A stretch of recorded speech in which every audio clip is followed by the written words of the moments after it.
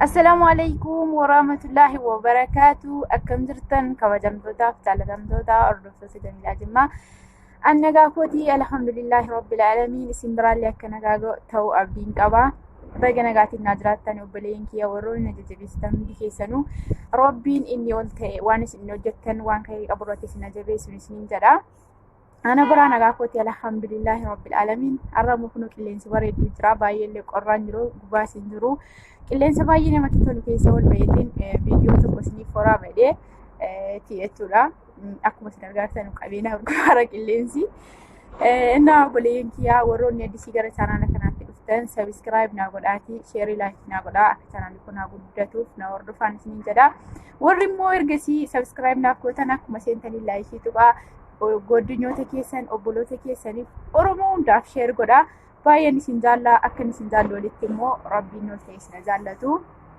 Har'aan kana obboleeyyiin kiyyaa wanna irraa dubbachuu barbaade isinillee onnee qulqulluu fi qalbii qulqulluutiin akkana dhaggeeffattan barbaade jechuudha. Maalidha yoo jettanii hundi keessanuu akkuma isin YouTube, Facebook irratti argaa jirtanuu bultii lamaan kana baay'ee warra namaa ijoollee narsii fudhattee baddee warra namaatu badde waan jedhamu tokkotu deemaara jechuudha. Ragaa qulqulluu fi qulqulluu miti waan jedhu wannan beeku hin jiru garuu ammas akka yaadatu nama tokkootti akka gennoota tokkootti jechuudha kan inni irraa dubbachuu barbaadu. Maaliif wanni kun maqaa nama ijoollee arsiillee ni balleessa. Akkasumas immoo maqaa dubartoota warra biyya Arabaa keessa jiranullee ni balleessa jechuudha. Akkuma sa'a tokkotu bishaan booressee horii guutuu bishaan malee oolcha akkuma jedhamu. Kanaan duras akkuma isin argitanii dhageessan maqaa nama tokkootiin jechuudha kan maqaan hin taane ijoollee biyya Arabaa keessa jiranuuf kennamu jechuudha. Ana obboleeyyiin kiyyaa mucaa isin suuraa awwalaloo viidiyoo seentanu argitanii abbaa manaa si'a dhiiftee baddee dhiiraa arsii fudhatee badde jedha. Afaan tokko immoo akkanumatti badde jedha. Sana warrumaa ta'eef dhiibna garuu waan akka nama tokkootti wannan jechuu barbaadu. Namni tokko bultii nagaa ijaarratee bultii jaalala qabduu fi ka gammachuu qabdu abbaa manaa isaatii wajjin jiraataa jira taanaan keessumatti gennoonni bultii si diigdee deemtu abadan nama sanarraa waa'ee isaa dubbachuun dura rakkoo maaliitu si qunname laata jedhanitti yaaduun baay'ee barbaachisaadha. Ani akka nama tokkootti namni tokko rakkoo tokko qabaatu malee abadan mana isaa diigee bultii isaa dhiisee abbaa manaa isaa jaallatu dhiisee hin badu jechuudha. Kun akkasii ammas immoo jireenya keessan keessatti yeroo nama filattan warri dhiiraatis taatanii dubartootas taatanii islaamas taatanuu kaafiras taatanuu warra kiristaanaa jechuudha. Nama amantaa isaatiif iddoo hin qabne hin jaallatinaa isin filatinaayis. Maaliif namni amantaa isaatiif iddoo hin qabne siif iddoo hin qabu. Namni amantaa isaatiif bootaa hin qabne nama hunduuf iddoo hin qabu. Nama kamiifuu hin ta'u jechuudha. Ofiifillee mataa isaatiin fayyadu namallee isa bukkee jiru hin fayyadu jechuudha.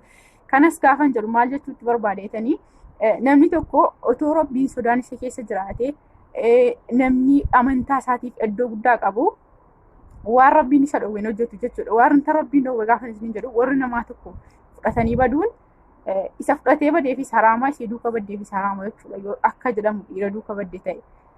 Garuu immoo dhiira duuka baddee fi hin bandee kana murteessuun hin ta'u. Maaliif waan ishee rakkiseenaan abbaa manaa ishee dhiiftee baddee ishii qofatu beeka jechuudha. Gama nama tokkootirraa qofa dhageenye nama tokko irratti duuluun barbaachisaa miti. Kun akkasi garuu jireenyuma keessan keessatti nama bootaa hin qabne nama amantaa isaatiif iddoo hin qabne hin filatinaa dhiiras taatanu dubartiis taatanu. Mee telefoona naasofna akkamitti beekna nama amantaa isaaf iddoo qabu nama amantaa isaaf iddoo hin qabne akkamitti beekna jechuun keessaniin oolu. Akkamitti beektu namni tokko amma ijoolleen dhiiraa gaafa jarri isiniif bilbilanii waan hin taane tokko isiniin haasa'uu fedhanii dhiisi wanna kana rabbiin nu dhowwaa rabbiin hin jaallatu waan akkanaa natti hin dubbatiin ani wanna akkanaa waan ati dubbattu kana hin fedhu amantaa keenyatu nu caala waan hundayyuu yeroodhaaf yoo haasaadhaaf jennee hadha daangaa rabbi darbine bor rabbiin gaafa yoo jette ijoolleen dhiiraa irra guddeessi jira obbo achi waa'ee rabbii amma nurraa dhiisigaa. Amma waa'ee rabbii nutti hin fidin warri jedhan amantaa isaaniif akka isaan iddoo hin qabne agarsiisan jechuudha. Amma waa'ee amantaa nurraa dhiisi. Abboo amantaa dhiisi bochi amma waan biraa haasa keenya haasuuf na taphachiise gaafa isaan isiniin jedhanu wajjiniin illee dubbatina nama sana wajjiniin hariiroo illee godhatina jechuudha. Maaliif namni gaafate dhiisi rabbi waan kana hin jaallatu waan ati nataasuftu kana rabbiin nu dhowwaa waan ati jette sana irratti wallaahi dhugaa isheeti bar sheexanumatu nama waswaasa malee rabbiin nu fadhiisi badii keenya nutti hin ilaalin jedhee haasaa garratti haasoftu sanatti yoo fide namni sun yeroo dhumaaf sheexanii waswaafti malee amantaa isaaf akka inni iddoo guddaa qabu agarsiisa jechuudha. Kaan immoo maal jedha obbo waa'ee amantaa manurraa dhiisi gaabbo waa'ee biraa haasaannaa waan amantaa achi nurraa dhiisisiin jedha jechuudha. Kanaafuu yaa obboleen kee keessumatti warri shaamarranii nama amantaa keessaniif iddoo hin qabne hin jaallatinaa sariidoos wajjin hin godhatinaa. Kun akkasii waa'ee intalaattiin isinii deebi'a jechuudha. Intalli kun muumkin akka yaadutti yookaan maatii isheef maallaqa erguudha akka itti ergitu rakkattee ni beektanii warri abbaa manaa qabdan jechuudha.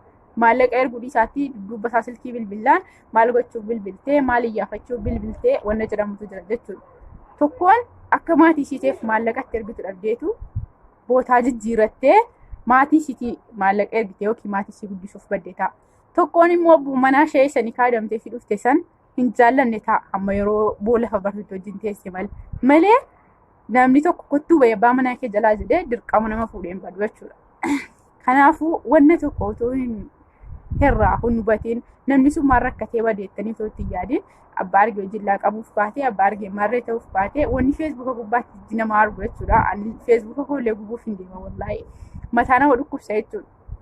Namni jireenya isaa keessatti waan tokko gaafa haasa'uu barbaade hagamta akka dhugaadha.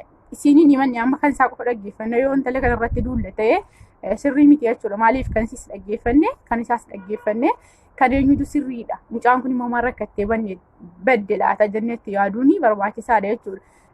Yoo immoo arsiin intala keenya fudhattee baddeenii gama tokkoon arsii tursinii arsiin asii walitti tursa ta'ee nuti mataa wal sochoofnee wal xiqqeessu malee bu'aan nuti finnu tokkollee hin jiru. Jireenya keessatti jireenya keessan hundi keessanuu dhiirinis dubartiinis jireenya keessan keessatti nama amantaa isaaf bakka guddaa qabu filadha. Maaliif hadha otoo amantaa ishee iddoo guddaa qabda ta'ee rakkinni kamuu yoo irra ga'ee akkamitti akka rakkina kana hiikkachuu barbaaddi malee dhiira tokko duukaan baatu jechuudha yoo dhugaa ta'eef. Egaa akkasii obboleen kiyyaa xiqqoo natti dhagaamennaan feesbuukii irraatii yuutuubii irraatii fiigamuu jira dubbiin kuni natti dhagaamennaan kan isiniif himuu barbaade. Warri na jaallattan laayikii godhaa. Warri na jibbitan immoo waan isinitti hin tolin san koomentii jala barreessaa na gorsaa.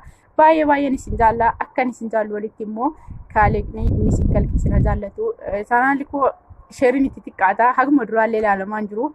Ijoollee godinyoota keessaniif sheerii godhaa. Wanna isinitti hin tolin waan haasaa koo keessaa yaada koo keessaa isin jibbisee hundumaayyuu immoo koomentii jalatti barreessaa na gorsaa.